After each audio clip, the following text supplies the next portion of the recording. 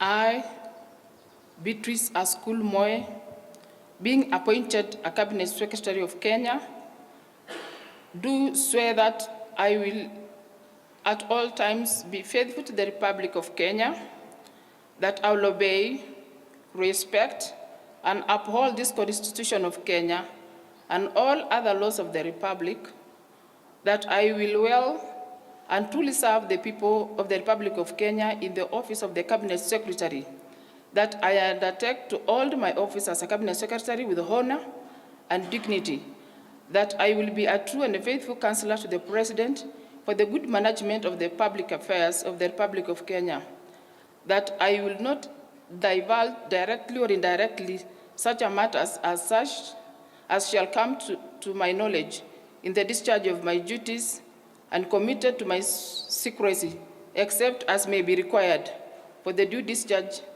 of my duties as a Cabinet Secretary, and that I will perform the function of my office conscientiously and to the best of my ability.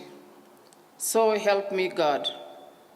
I, Dorcas Agik Odong Odwor, being appointed as the Attorney General of Kenya, do swear that I will at all times be faithful to the Republic of Kenya, that I will obey, respect, and uphold this Constitution of Kenya and all other laws of the Republic, that I will well and truly serve the people and the Republic of Kenya in the office of Attorney General, that I will undertake to hold my office as the Attorney General with honor and dignity, that I will be a true and faithful counselor to the President for the good management of the Republic affairs of the Republic of Kenya, that I will not divulge directly or indirectly such matters as shall come to my knowledge in the discharge of my duties, and committed to my secrecy, except may be required for the due discharge of my duties as Attorney General, and that I will perform the functions of my office conscientiously and to the best of my ability. So help me God.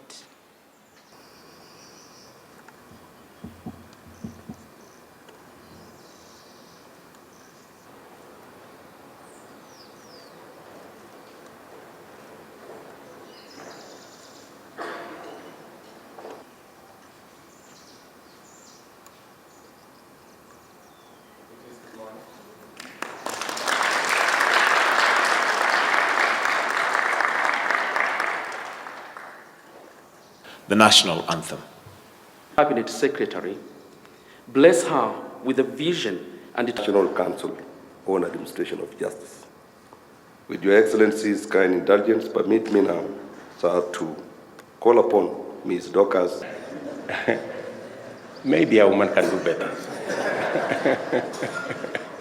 In the office of the Attorney General, to give it sufficient with all the other agencies to make sure representation, having grown up from the ranks at office to appropriate its place. The fourth country is on the way, and therefore it's an area of interest for us. SRC is proud of the remarkable achievement made over the 6 years, leading to a progressive drop in the total wage bill to revenue over the period from 51.54% in the financial year 2017-18 to 46.64% in the financial year 2024-2023. This is projected to decline further to 39.22% in the financial year 2023-2024. While there is an increase in the absolute amount of wage bill, this drop has been attributed to interventions by SRC.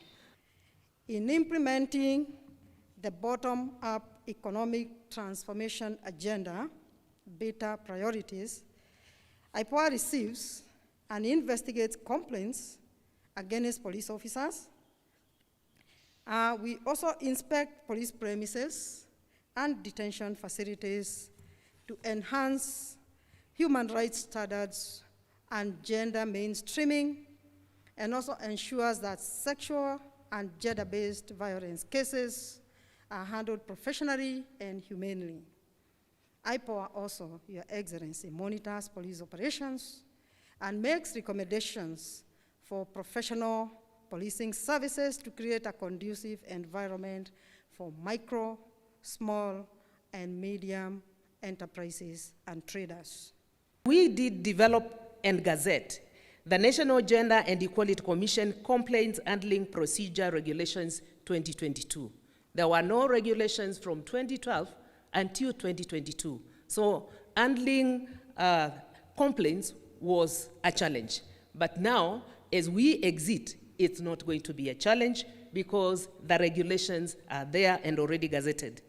We guided several institutions to align their workplace policies with gender mainstreaming requirements. To be precise, we dealt with 45 institutions, including the State House. We produced 27 data-driven reports, and these reports, I think the details are in our report. I will not bore you with that. We issued 62 commemoration statements during International Days for Special Interest Groups. Our special interest groups are women, children, persons with disability, older members of society, minority, and marginalized groups. It has been a privilege to serve at the helm of the Commission on Administrative Justice, also known as the Office of the Ombudsman, since the year 2018 to 2024.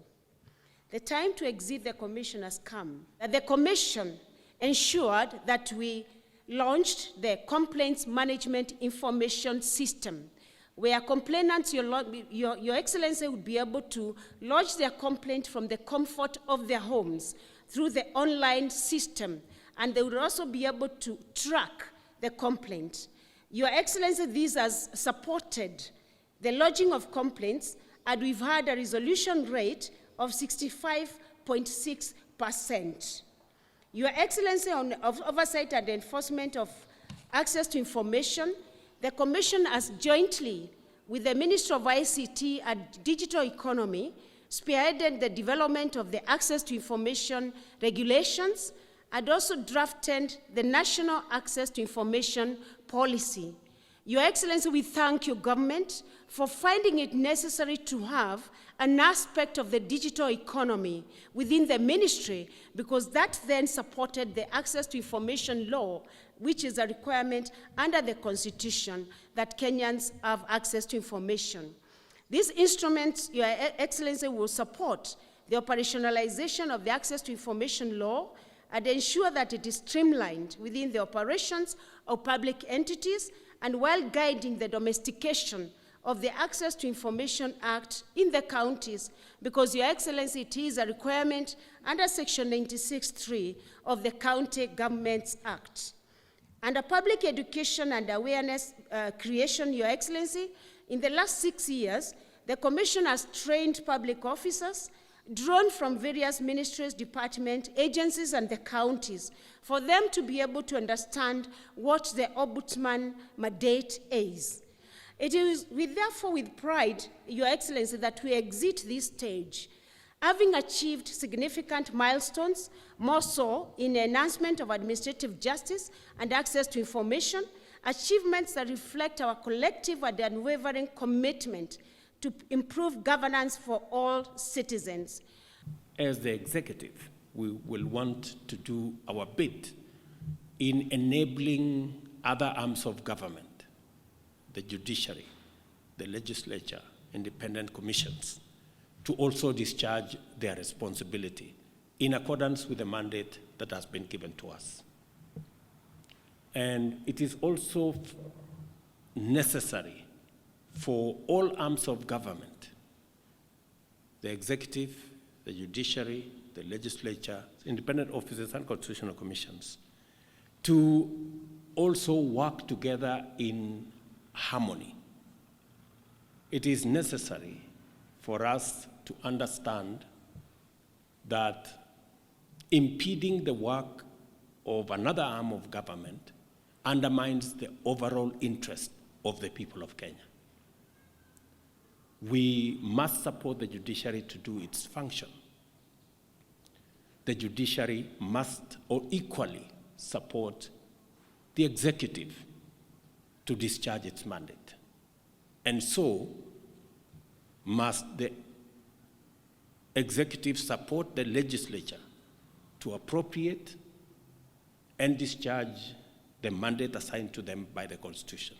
Because ultimately, the interest of the people of Kenya supersede the interest of any one of us or of any arm of government. We must never undermine the interest of the people of Kenya. The collective interest of the people of Kenya is far much greater than the individual interest of personalities or offices. And as we make whatever decisions that we make, we must contextualize it within the greater good, the greater interest of the people of Kenya. I've heard very clearly some of the recommendations that you have made on balancing matters to do with gender, making sure that as the four great ladies who today exit the stage, their replacement will not undermine the principle of gender equality, and making sure that we have as many women serving in high office. I have also heard with clarity the inclusion of people living with disability and the marginalized in making sure that they play their role and make their contribution to the progress of our country in the very special way that they are. And that will be taken into account as we forge into the future.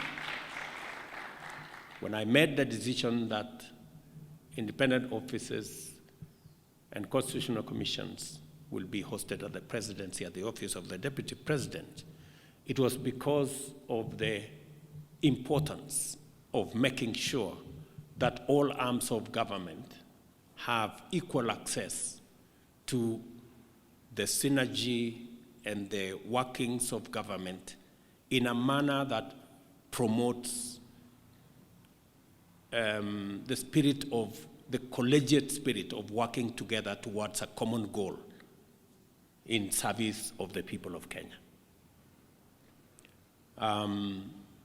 That has worked very well, as has been explained by the Deputy President here, in making sure that despite our independence, or because of our independence, it's also necessary for us to find mechanisms to have a common approach and a common goal in the service of the people of Kenya. As you engage in reflection and introspection, you have a chance to consider the fate of your legacy in terms of the performance standards that must have been satisfied for your respective institutions to be effective and also to be successful. With this in mind, today marks the beginning of an introspection transition during which we ask ourselves pertinent questions in relation to our legacies and how they define the future of the organizations that we have been privileged to lead. We launched this zero-fault audit campaign aimed at highlighting the merits of having no audit queries touching on your organizations. The campaign's goal was to strengthen accountability, openness, integrity, good governance, and the satisfaction of international best practice in our public sector through the promotion of the prudent use and management of public resources. I believe that that constitutional commissions have a major opportunity to promote this approach in our organizations and mandate sectors. Likewise, it is time to define sustainable standards for organization or organizational transitions, beginning with the process of constituting selection panels to recruit new chairpersons and commissioners. In this connection, I am happy to announce that the government remains committed to ensuring a free, open, and transparent recruitment process based on merit as the fundamental yardstick for actualizing constitutional mandates. There is no doubt, and there is no better time to demonstrate true fidelity to the rule of law, thus promoting our nationhood.